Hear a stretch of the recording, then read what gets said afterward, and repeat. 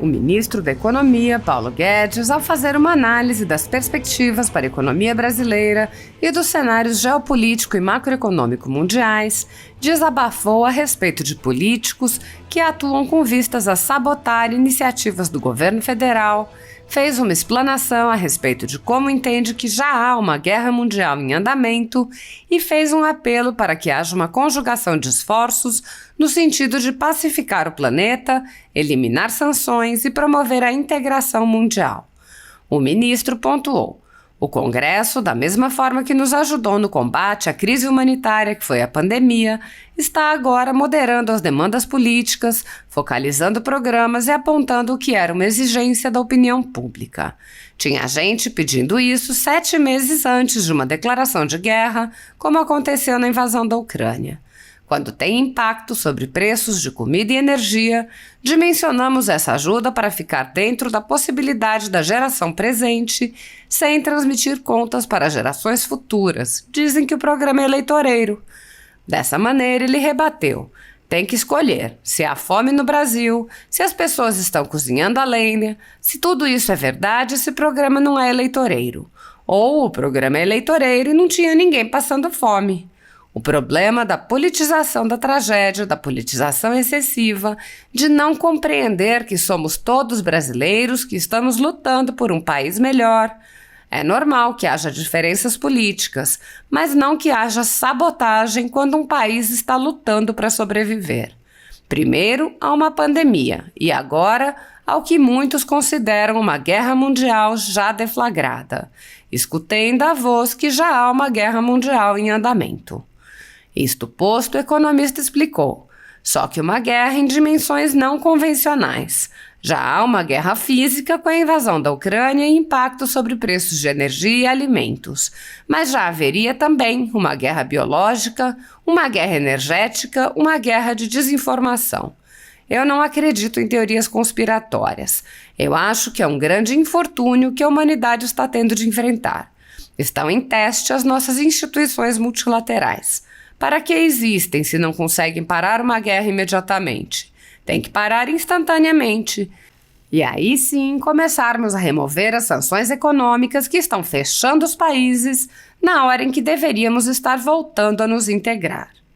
Há 10 anos, a Folha Política atua noticiando fatos, discursos, argumentos e denúncias que são obliteradas pela velha imprensa. Nosso veículo de imprensa dá voz às vozes conservadoras, ao anticomunismo, à defesa dos direitos fundamentais e da liberdade de expressão e de imprensa, além de trazer ao público os vídeos dos pronunciamentos de autoridades para que o público possa formar sua própria opinião sobre o que foi dito e não precise depender de relatos de terceiros. Quem controla a informação, controla, em última instância, a realidade.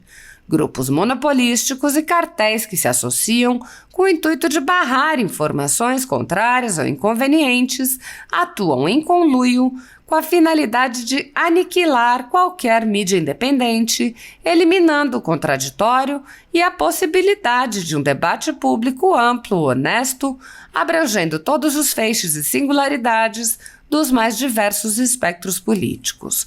Controlando as informações, o cartel midiático brasileiro tenta excluir do debate e, em última instância, da vida pública, os conservadores e os veículos que dão voz a essas pessoas. A renda da Folha Política está sendo confiscada a mando do ministro Luiz Felipe Salomão, ex-corregedor do TSE, com respaldo e apoio de Luiz Roberto Barroso e Alexandre de Moraes.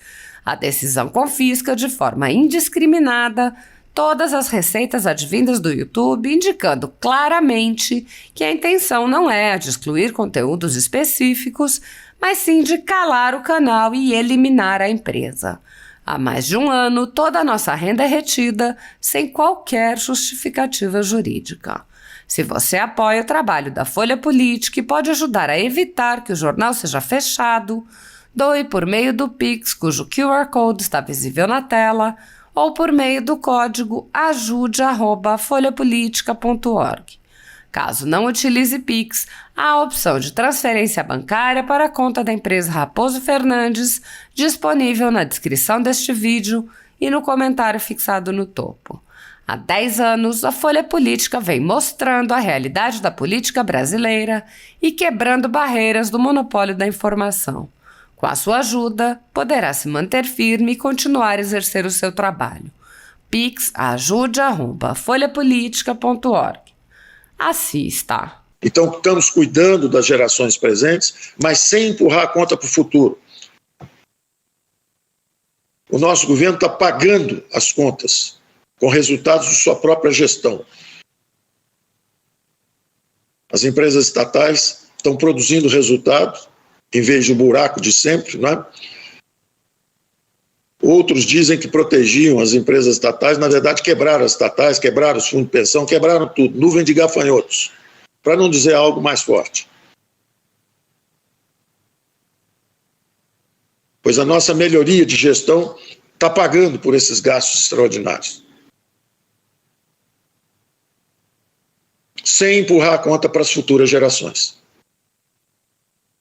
As autoridades fiscais, o Tesouro, agradecer toda a nossa equipe pelo trabalho excepcional que está sendo feito, a Receita Federal, Tesouro, todos trabalhando firmes na concepção de todos esses programas, e agradecer também ao Congresso, que da mesma forma que nos ajudou no combate à grande crise humanitária que foi a pandemia,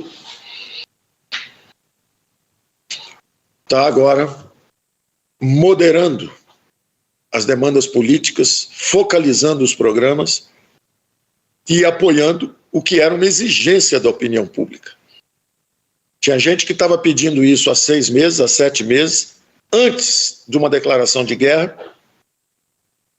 como aconteceu pela invasão da Ucrânia, e quando a invasão da Ucrânia tem o impacto efetivo sobre preços de comida e energia, e nós dimensionamos essa ajuda para ficar dentro das possibilidades também da geração presente, sem transmitir contas para a geração futuras, dizem que o programa é eleitoreiro. Tem que escolher.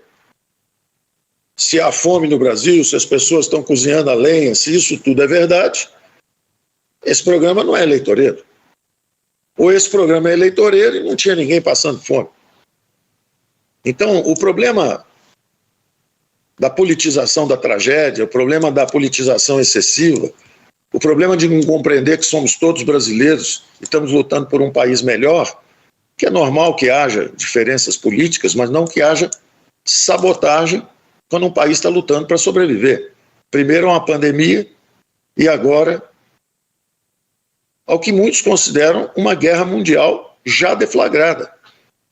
Eu escutei em Davos que já há uma guerra mundial em andamento, só que em dimensões não convencionais. Já há guerra física com a invasão da Ucrânia e com o impacto sobre o preço de energia e de alimentos, mas já haveria também uma guerra biológica, já haveria também uma guerra energética, já haveria também uma guerra de desinformação. E eu não acredito em teoria conspiratória. Eu acho que é um grande infortúnio que a humanidade está tendo que enfrentar. Estão em testes as nossas instituições multilaterais. Para que existem se não conseguem parar uma guerra imediatamente? Essa guerra tem que parar instantaneamente. E aí sim começarmos imediatamente também a remover as sanções econômicas, que estão fechando os países na hora em que nós tínhamos que estar voltando a nos integrar. Então, eu agradeço a equipe, o trabalho firme que tem feito.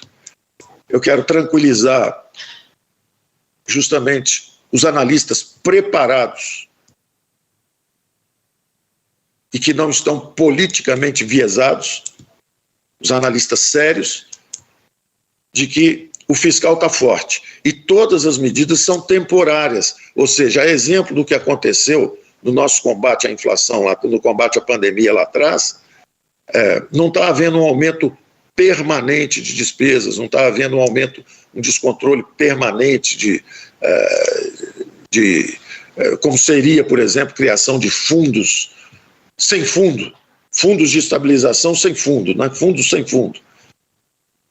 Então nós trabalhamos, embora quem não tenha preparo técnico suficiente ou que tenha engajado politicamente não consiga distinguir, eu estou me dirigindo aqui aos que são preparados tecnicamente e que têm uma paixão pelo Brasil e não uma paixão por militância partidária, para garantir que nós continuamos com o nosso duplo compromisso. O compromisso de proteger a geração presente sem empurrar os custos para gerações futuras. Obrigado, pessoal, equipe. Parabéns pelo trabalho. Obrigado, ministro.